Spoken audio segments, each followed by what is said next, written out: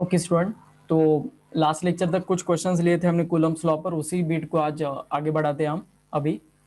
और ये next question रहेगा, तो सॉल्व कीजिएगा इसे। 2 point charges repel each other with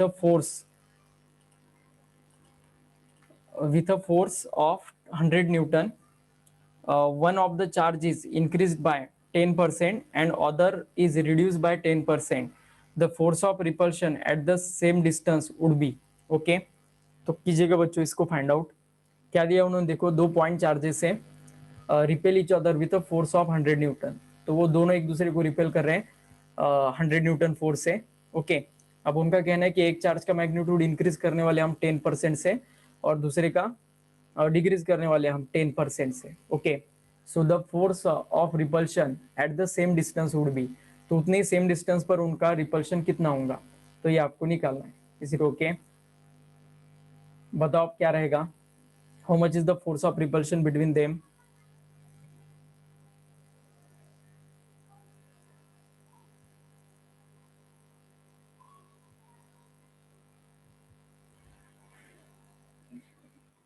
ठीक है, देखिएगा अब जो दिया है वो पहले प्रोजेक्ट करना, जो नहीं पता है वो अपने आप फाइंड आउट हो जाता है फाइनली। ओके, 2 पॉइंट चार्जेस दिए हैं, तो पहले को Q1 दूसरे को Q2 कंसीडर करते हैं, क्योंकि ऐसा जरूर नहीं कि उन्होंने ऐसा कहा नहीं कि दोनों का मैग्नीट्यूड सेम है, तो वो Q नहीं ले सकते हो आप। ओके, एक को Q1 लेते हैं, दूसरे को Q2 लेते हैं। सो के Q1 Q2 divided by R square होता है, तो डिस्टेंस भी नहीं दिया हमें। ओके, सिर्फ उन्होंने इस कंडीशन में फोर्स दिया है, दैट इज 100 न्यूटन। ओके, मतलब जब कभी वैसा टर्म आएगा तो इसकी जगह आपको क्या पुट करना है, 100 न्यूटन पुट करना है। ओके, अब उनका क्या कहना है, one of the charges increase by 10%। एक चार्ज को 10% से इंक्रीज करो। ओके, और दूसरे चार्ज को रिड्यूस करना है 10% से। Okay, the force of repulsion at the same distance would be. तो सेकंड केस में फोर्स हमें निकालना है। ओके, इतना तो पता है हमें, तो कांस्टेंट के रहेगा। अब बताओ Q1 को 10% से अगर मैं इंक्रीज करता हूं तो क्या हो जाएगा, Q1 का 10% कितना रहेगा, बताओ इसका value. How much is the 10% of Q1? तो 10% ऑफ Q1 अगर निकालना है तो 10/100 इंटू Q1 आने वाला है। तो इतने से हमने इंक्रीज किया है पहले चार्ज को। पहले चार्ज Q1 था, अब उस Q1 में 10% का इंक्रीमेंट किया है। तो बोलो बच्चों आप कितना आएगा वो, 100 Q1 plus 10 Q1, that is 110 Q1 divided by 100। तो ये न्यू वैल्यू रहने वाला है बच्चों Q1 का। Is it okay? तो सेकंड कंडीशन का जो फोर्स है इसे निकालते हो हमें Q1 का वैल्यू कितना पुट करना है, 110 Q1 divided by 100। Is it okay? Into, अब बताओ Q2 का वैल्यू क्या रहेगा, इसी लॉजिक को यूज करके बताओ। और दोनों के बीच का डिस्टेंस तो एज इट इज है सेकंड केस में भी। तो बताओ बच्चों, सेकंड चार्ज जो रहेगा उसको डिक्रीज करना है 10% से, पहले को इंक्रीज करना था, इस वजह से Q1 प्लस 10/100 इंटू Q1 किया। अब Q2 का वैल्यू क्या आने वाला है बताओ, Q2 का जो न्यू वैल्यू रहेगा वो कितना रहेगा बताओ, 0.9, मतलब 90/100 आ रहा है क्या, देखो 10% से अगर रिड्यूस किया उसको। ओके, 90/100 आ रहा है, राइट है। Q2 को हमें डिक्रीज करना है बच्चों, एक को इंक्रीज किया तो दूसरे को डिक्रीज करना है हमें, तो राइट है। ठीक है, करके दिखा दो मैं आपको। पहले Q2 का वैल्यू Q2 था, उसका 10% कितना होगा, 10/100 इंटू Q2 होगा। अब इससे हमें डिक्रीज करना है, 10% से डिक्रीज करना है Q2 को, तो Q2 माइनस 10/100 इंटू Q2 अगर हम करेंगे तो वो 90/100 इंटू Q2 रहने वाला है। तो ऐसा ये पूरा बिट रहेगा बच्चों। अब 0 0 कैंसिल करना है तो करो, अदरवाइज नहीं किया तो भी चलेगा। ठीक है, कर देते 0 0 गेट कैंसिल। 9 इंटू 11 कितना हो जाएगा बच्चों, न्यूमरेटर में आएगा 99। ओके, ये एफ डैश का वैल्यू है जो निकालना है हमें। F dash is equal to K into 99, क्योंकि ये 9 इंटू 11 99 किया, और नीचे 10 इंटू 10 100 हो जाएगा। तो 99/100 इंटू आर स्क्वायर, और ऊपर आएगा Q1 Q2।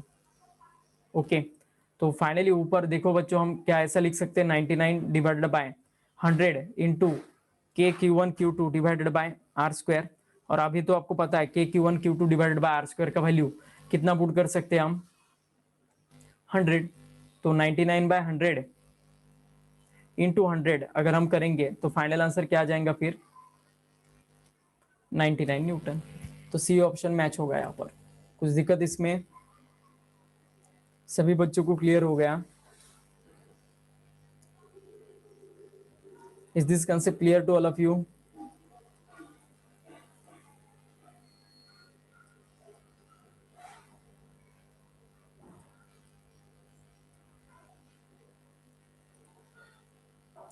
तो ऐसे क्वेश्चंस आपको पूछे जाएंगे, एक चार्ज बढ़ाते एक चार्ज कम करते हो, तो एट दैट टाइम ऐसा केस आ जाता है। 2 मिनट।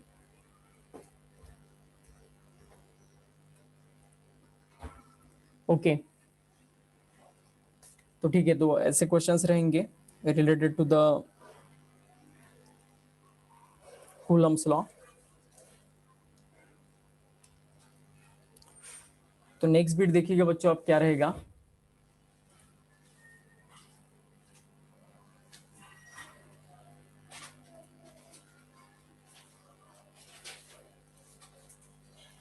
तो नेक्स्ट बीट देखो बच्चों, अभी equilibrium of charges, charge particle रहेगा, मतलब 2 चार्जेस दिए जाएंगे और एक थर्ड चार्ज हमें उस सिस्टम में प्लेस करना है, ताकि तीनों चार्ज एक दूसरे के ऊपर जो फोर्स होगा वो इक्वी बैलेंस करेंगे। तो ऐसे सिस्टम को इक्विलिब्रियम ऑफ चार्ज पार्टिकल्स कहा जाता है। तो इसके ऊपर भी आपको क्वेश्चंस आते हैं, तो उसके भी शॉर्ट ट्रिक फॉर्मूले में यहाँ पर आपको बताने वाला हूँ, ताकि आपको क्वेश्चन सॉल्व करते हुए हेल्प होगा और तुरंत इन क्वेश्चंस के आंसर्स आपको निकालते आ जाएंगे। So give the heading equilibrium of charge particles.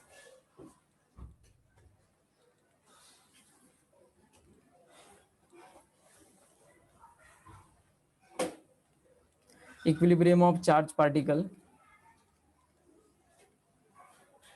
तो देखिए बच्चों, अब इक्विलिब्रियम ऑफ चार्ज पार्टिकल कैसे रहेगा। आपको ऐसे कंडीशंस में Q1 Q2 दो चार्जेस दिए जाएंगे और इन दोनों के बीच में सपोज अगर डिस्टेंस R रहता है, तो हमें इन दोनों के बीच में एक थर्ड चार्ज प्लेस करना होता है Q, ताकि ये प्लेस करने के बाद सभी चार्ज एक दूसरे पर क्या करेंगे, जीरो फोर्स एक्सर्ट करेंगे। तो ऐसे सिस्टम को इक्विलिब्रियम ऑफ चार्ज पार्टिकल्स कहा जाता है।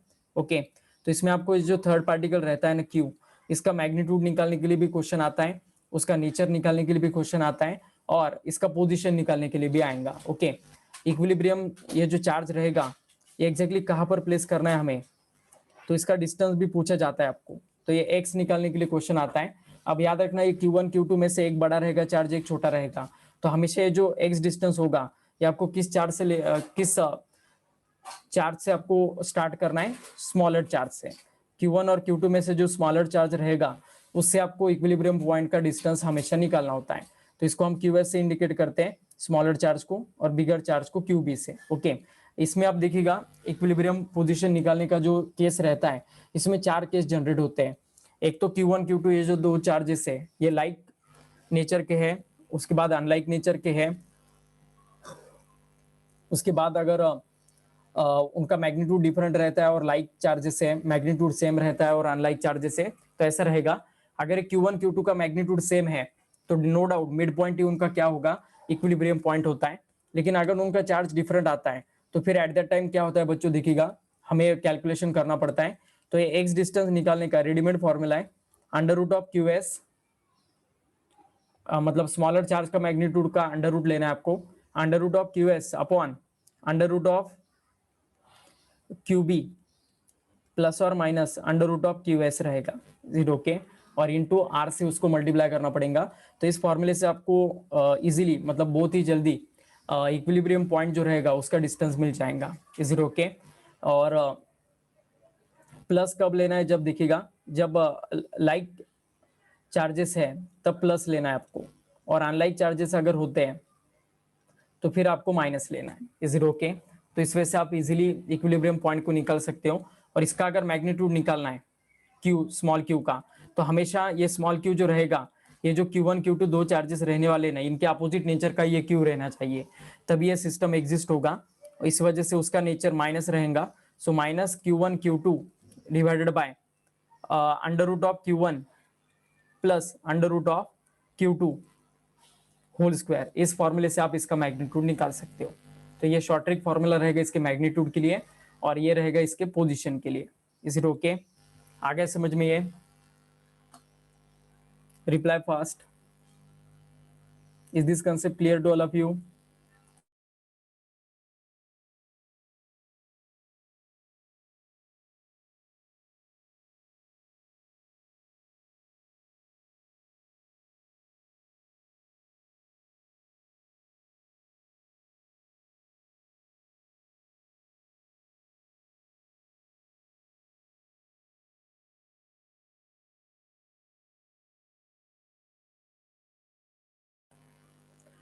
तो ठीक है, अब इसके ऊपर एक क्वेश्चन रहेगा बच्चों, लिखिएगा ताकि आपको पूरा समझ में आएगा कि ये फॉर्मूला एग्जैक्टली कैसे यूज करना है। तो लिखिएगा,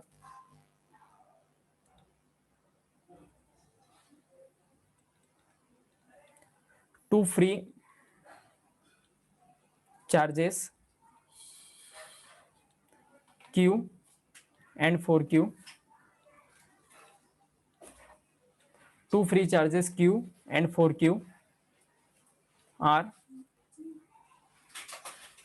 placed at a distance D apart. A third charge Q is placed a third charge is Q is placed between them at a distance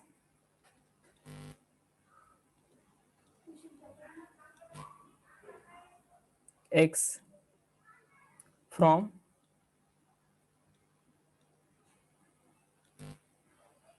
charge x at a distance x from charge Q, sorry, such that the system is in equilibrium.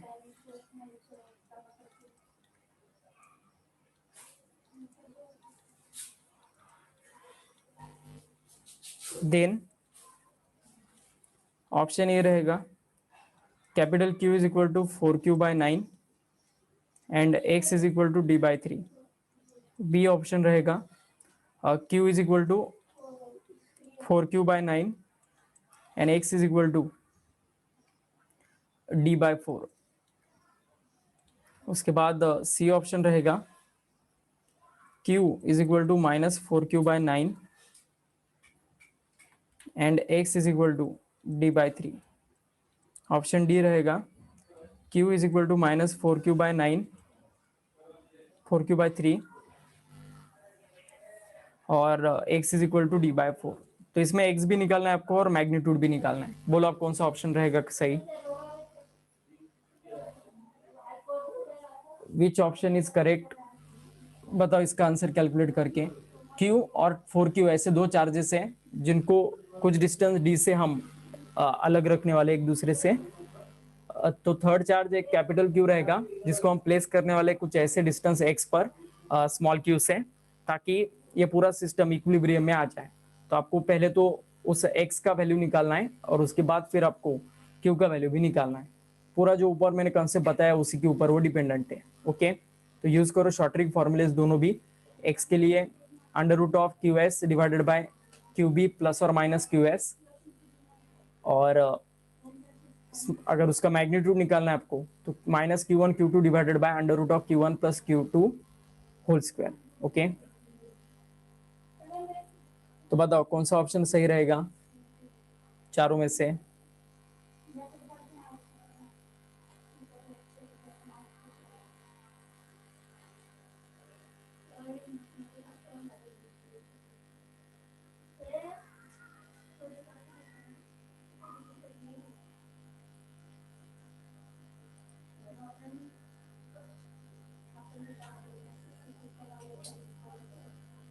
Okay, तो एक student का answer आ गया।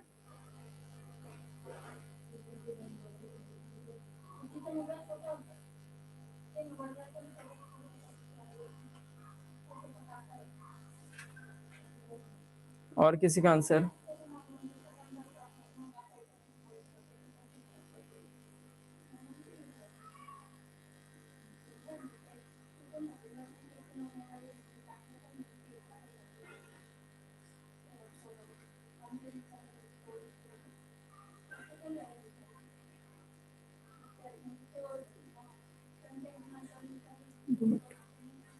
Okay, तो दो student का answer आ गया सी।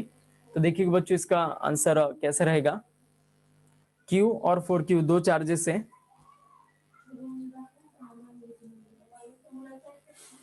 दोनों को हम डी से सेपरेट करने वाले हैं। तो हमें इक्विलिब्रियम डिस्टेंस निकालना है। तो इक्विलिब्रियम का जो डिस्टेंस है वो हमेशा छोटे चार्ज से निकाला जाता है, और वही उन्होंने कहा है कि क्यू से एट ए डिस्टेंस एक्स पर हम एक चार्ज कैपिटल क्यू रखने वाले हैं। तो उसका जो पोजीशन होगा वो कैसे निकलेंगे आप देखिएगा। तो एट द टाइम देखिएगा आप, इसका जो पोजीशन रहेगा इसे निकालना है। तो स्मॉलर चार्ज अंडर रूट में, तो under root of Q divided by bigger charge मतलब अंडर रूट ऑफ 4Q। अब ये दोनों भी लाइक चार्ज है, इस वजह से इसको प्लस लेना है हमें। ओके, और अंडर रूट ऑफ क्यू आने वाला है यहाँ पर, और यहाँ पर इंटू डी रहेगा। तो ये वैल्यू रहेगा एक्स का। तो आगे देखिएगा अब, under root of Q into D whole divided by 2 under root of Q plus under root of Q ऐसा रहेगा। मतलब वो नीचे 3 अंडर रूट ऑफ क्यू रहेगा और ऊपर under root of Q into D. तो under root Q get cancel, तो फाइनल आंसर आएगा एक्स का d/3। और आपको पता होगा स्मॉल कैपिटल क्यू का अगर वैल्यू निकालना है तो -Q1 Q2 divided by under root of Q1 plus under root of Q2 whole square रहेगा। तो इस कंडीशन में देखिएगा कैपिटल क्यू है स्मॉल क्यू की जगह, और -Q1 Q2 तो -4Q into Q divided bye क्या आने वाला है अंडर रूट ऑफ क्यू, मतलब under root of Q plus under root of 4Q whole square रहेगा। तो ऊपर आएगा बच्चों देखिएगा -4Q² divided by under root of Q plus under root of 4Q मतलब 3 अंडर रूट ऑफ क्यू रहेगा जिसका होल स्क्वायर लेना है हमें नीचे। तो -4Q² डिवाइडेड बाय 9Q² आने वाला है। तो Q² कैंसिल, -4/9 यहाँ पर रहेगा। Is it okay?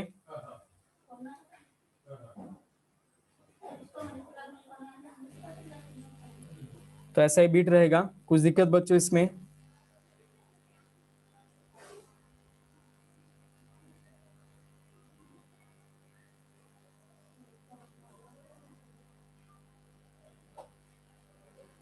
आ गया समझ में ये फॉर्मूला एग्जैक्टली कैसे यूज करना है? तो ऐसे अगर इक्विलिब्रियम ऑफ चार्जेस पर क्वेश्चन आता है तो इस वजह से आपको सॉल्व करना पड़ेगा। लिख लीजिएगा इसे।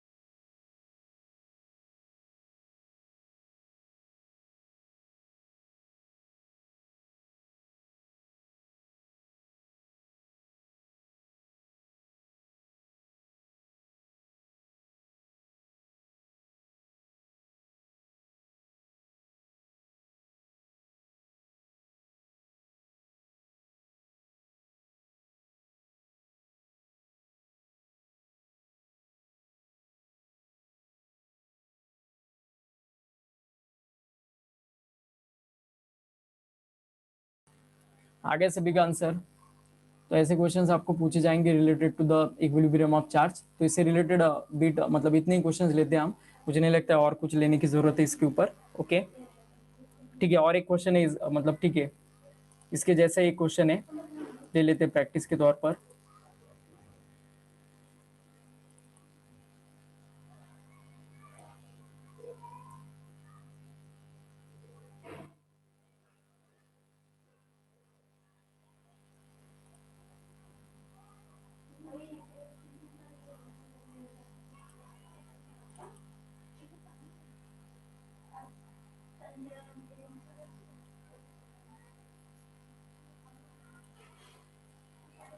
तो देखो अब ये क्वेश्चन को सॉल्व करके दिखाओ मुझे। Two fix point charges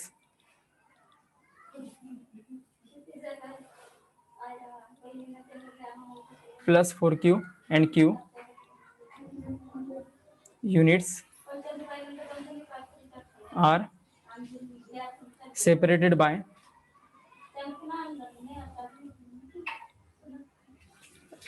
a distance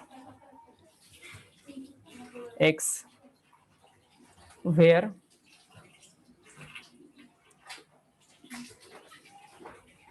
should a third point charge minus q naught be placed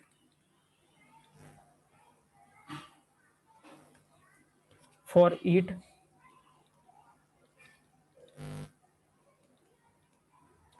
to be in equilibrium? Question mark. तो ऑप्शन दिए अब 4, कौन सा ऑप्शन सही है बताना है आपको। Midway between the charges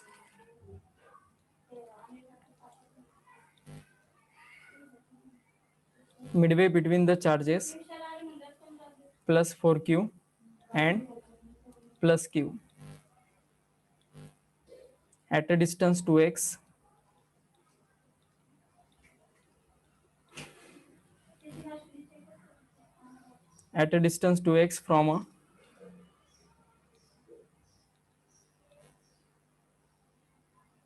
from the charge plus 4q.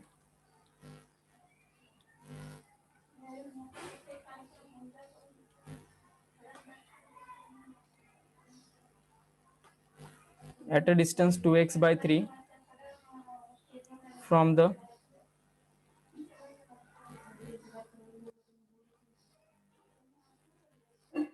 charge plus 4q, और डी ऑप्शन रहेगा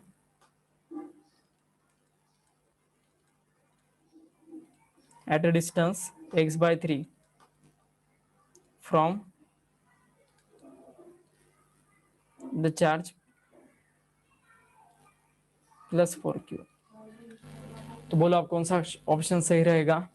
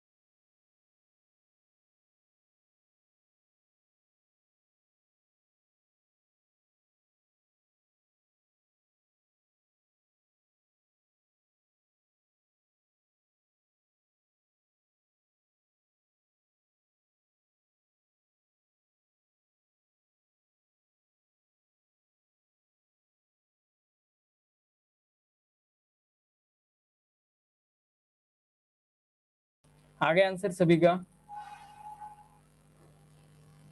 ठीक है। सी ऑप्शन मैच हो रहा है कुछ स्टूडेंट का, देखते हैं हम उसका। बाकी सभी के आगे का आंसर सभी ट्राई कीजिएगा। ये भी वही कंसेप्ट पर डिपेंडेंट क्वेश्चन है जो अभी मैंने आपको बताया था। ठीक है, सी ऑप्शन मैच हो रहा है बहुत सारे स्टूडेंट का, तो देखते हैं हम। What they given in this question, दो चार्जेस से plus 4q and q are separated by a q distance, okay. Where should a third charge minus q naught, मतलब टेस्ट चार्ज है, be placed for it to be in equilibrium. तो इस system को equilibrium में करना है। तो आपको पता है हमेशा हम इक्विलिब्रियम, ये जो केस है ना, उसमें डिस्टेंस निकालते वक्त मैंने आपको बार बार बताया है कि डिस्टेंस हमें छोटे वाले चार्ज से लेना पड़ता है। छोटा वाला चार्ज क्यू है, बड़ा वाला चार्ज यहाँ पर प्लस 4q है, दोनों भी प्लस है तो कुछ दिक्कत नहीं है। तो छोटे वाले चार्ज से हमें x डिस्टेंस लेना पड़ता है। इन दोनों के बीच में हमेशा डिस्टेंस, अब यहाँ पर दोनों के बीच का डिस्टेंस x दिया है, ओके। दोनों के बीच का डिस्टेंस x है क्या, सेपरेटेड बाय डिस्टेंस x, ठीक है। तो दोनों के बीच का डिस्टेंस x है। अब ये जो चार्ज रहेगा थर्ड वाला माइनस क्यू नॉट, ये हम r डिस्टेंस पर रखेंगे स्मॉलर चार्ज से। और फिर अब ये r डिस्टेंस निकालना है तो फॉर्मूला रहेगा smaller charge upon magnitude of bigger charge plus smaller charge into R रहेगा, सॉरी एक्स रहेगा, क्योंकि यहाँ पर उन्होंने जिस डिस्टेंस पर रखा है उस डिस्टेंस को, मतलब दोनों के बीच का डिस्टेंस एक्स दिया है, तो डेफिनेटली इस डिस्टेंस को हमने आर कंसिडर किया है, जिस डिस्टेंस पर हमें क्यू नॉट को रखना है, माइनस क्यू नॉट को। ओके, तो फिर बताओ इसका आर का वैल्यू क्या आएगा, स्मॉलर चार्ज का magnitude under root of Q divided by under root of 4q plus under root of Q into X रहेगा। तो फाइनली अगर हम इसको सॉल्व करेंगे तो नीचे 3 अंडर रूट क्यू आएगा और ऊपर अंडर रूट क्यू रहने वाला है इंटू एक्स, तो under root Q get cancel, तो x/3 आएगा आंसर, ये रहेगा आर का वैल्यू। लेकिन ये छोटे वाले चार्ज से है, लेकिन ऑप्शन में देखिएगा आपको कहाँ से दिया है, +4q से आपको ऑप्शन दिया है। Is it okay? क्योंकि ऑप्शन में देखिएगा एक भी जगह पर आपको x/3 नजर नहीं आ रहा है। Is it okay? x/3 last में है, लेकिन वो +4q से है, लेकिन हमारा आंसर कहाँ से आ रहा है, +q से आ रहा है। समझ में आ रहा है? इस वजह से हमें अगर ये जो डिस्टेंस है, ये रिमेनिंग यहाँ से लेकर यहाँ तक 4q से अगर इस q0 का डिस्टेंस निकालना है, तो ये डेफिनेटली क्या आने वाला है, x माइनस आर आने वाला है। तो x माइनस आर का वैल्यू कितना है, x/3, तो फाइनल आंसर आने वाला है 2x/3। तो इसका फाइनल आंसर रहेगा 2x/3 from +4q। Is it okay? तो ऑप्शन सी मैच होगा। आ गया समझ में बच्चों? तो ऐसा ट्विस्ट करके देते हैं, वरना बच्चों का आंसर आ गया ना x/3, तो वो बिना कुछ देखे क्या कर देते हैं, ऑप्शन डी को टिक कर देंगे, लेकिन फाइनल एग्जाम में उसका आंसर गलत हो जाएगा। Is it okay? तो ऐसे ट्रैप में फंसना नहीं है, आपको हमेशा याद रखना है कि ये डिस्टेंस कहाँ से होता है और किस पॉइंट से लेना पड़ता है। Is it okay? समझ में आ गया? अभी कुछ दिक्कत?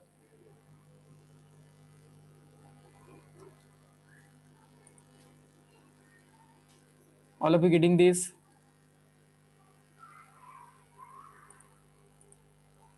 ठीक है, अभी देखिएगा बच्चों एक क्वेश्चन है, लेकिन उसको पढ़ाने से पहले हमें एक कंसेप्ट को पढ़ाना पड़ेगा। ये भी लिया था मैंने आपका जब रेगुलर में ये टॉपिक पढ़ाया था तब, तो एक बार जस्ट उसको रिवाइज करते हैं। मतलब एक पेंडुलम रहेगा जिसके ऊपर हम चार्ज देने वाले हैं और उसको ऑसिलेट करवाने वाले हैं। तो फिर एट दैट टाइम जो कैलकुलेशन रहेगा उसके ऊपर आपको ये क्वेश्चन दिया हुआ है। तो जस्ट 1 मिनट, पहले मैं वो कंसेप्ट बताता हूँ, फिर वो क्वेश्चन लेंगे हम जो नीट में पूछा जा चुका है। दूसरा को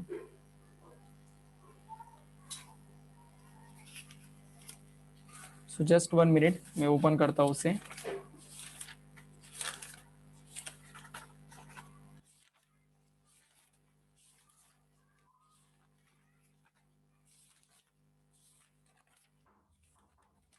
तो चार से रिलेटेड आप सिर्फ 2 ही कंसेप्ट बाकी बच्चों जिसके ऊपर आपको most of the time exam में क्वेश्चन पूछा जाता है।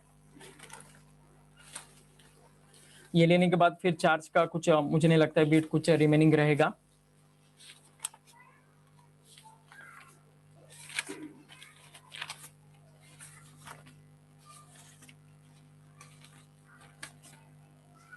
ठीक है, तो लिखिएगा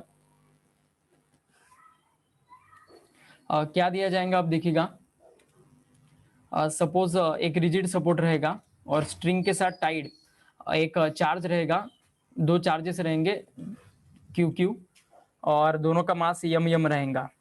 तो अब इलेक्ट्रोस्टैटिक फोर्स की वजह से ये एक दूसरे को एक डिस्टेंस पर ही यहाँ पर रहने वाले हैं, और वो डिस्टेंस हम एज्यूम करेंगे कि एक्स रहेगा। अब ये वर्टिकल के साथ जो एंगल होगा ना, ये 2 थीटा होगा, लेकिन इसको हाफ एंगल हम थीटा लेंगे। Theta is the semi vertical angle रहेगा इस केस में। तो अब इस केस में अगर हम रिजोल्यूशन करते हैं तो देखिएगा, यम मास रहने वाला जो बीट है वो यम जी कॉम्पोनेंट से नीचे की ओर जाने की कोशिश करेगा, और टेंशन टी आएगा स्ट्रिंग में। तो ये अगर थीटा है तो ये भी थीटा रहेगा, और टेंशन का ऊपर वाला कंपोनेंट टी कॉस थीटा रहेगा। फिर दूसरा जो कंपोनेंट रहेगा इसका वो टी साइन थीटा रहने वाला है, और ये टी साइन थीटा इसको जो मूवमेंट करने के लिए मतलब इलेक्ट्रोस्टैटिक जो फोर्स होगा इसे बैलेंस करने वाला है टी साइन थीटा। इस वजह से टी साइन थीटा इस केस में के Q square divided by X square के साथ इक्वल आएगा। दैट इज इलेक्ट्रोस्टैटिक फोर्स को बैलेंस करेगा टी साइन थीटा, और टी कॉस थीटा बैलेंस करने वाला है एम जी को। Is it okay? तो अगर हम दोनों को डिवाइड करेंगे तो फिर फाइनली आ जाएगा tan of theta is equal to K Q square divided by X square into M G. तो ये रहने वाला है फाइनल आंसर। तो ये सेमी वर्टिकल एंगल थीटा अगर निकालना हो तो फिर एट द टाइम हम ये फॉर्मूला यूज कर सकते हैं KQ² divided by x² into mg। Okay, और अगर टेंशन निकालना हो तो फिर हमें squaring and adding both the equation करना पड़ेगा, equation number 1 and equation number 2। तो वो अगर हम करेंगे तो टेंशन टी का वैल्यू आ जाएगा under root of KQ² divided by x² whole square plus mg whole square, इसी ओके। तो ऐसा ही बीड आने वाला है।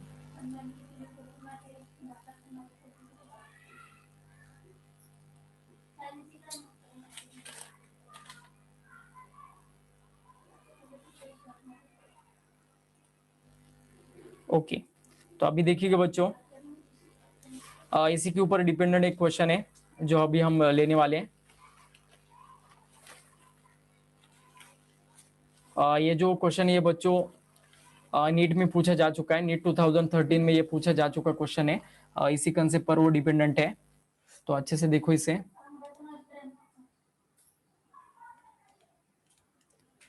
To pith balls carrying equal charges are suspended from a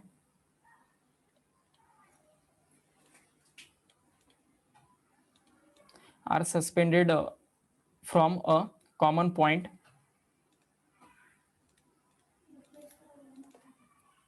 by string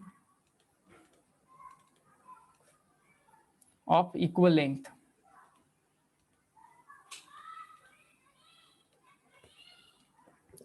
The equilibrium separation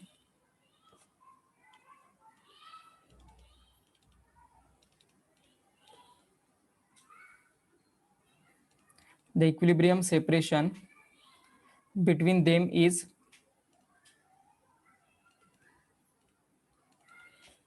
R. Now the strings are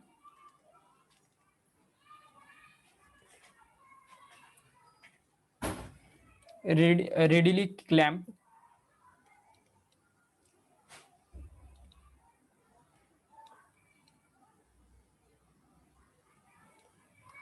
at half the height. The equilibrium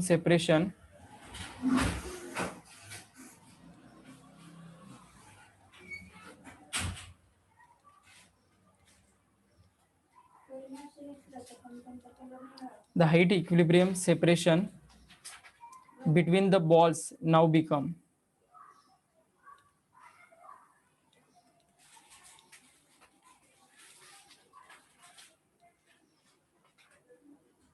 तो देखिए बच्चों क्या दिया है उन्होंने, एक टू पिथ बॉल्स है, ये इसको एक फिक्स सपोर्ट से उन्होंने टाई किया है। ये डायग्राम भी उन्होंने गिवन क्वेश्चन में दिया है।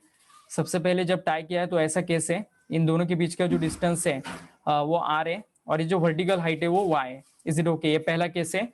और जब उसको हाफली क्लैम्प्ड किया है हाफ डिस्टेंस पर, मतलब ये पहले अगर वाई डिस्टेंस था तो अभी y/2 डिस्टेंस से ये क्लैम्प किया है, तो फिर एट दैट टाइम हमें ये r रहेगा और ये डिस्टेंस जो रहेगा ये y/2 होने वाला है।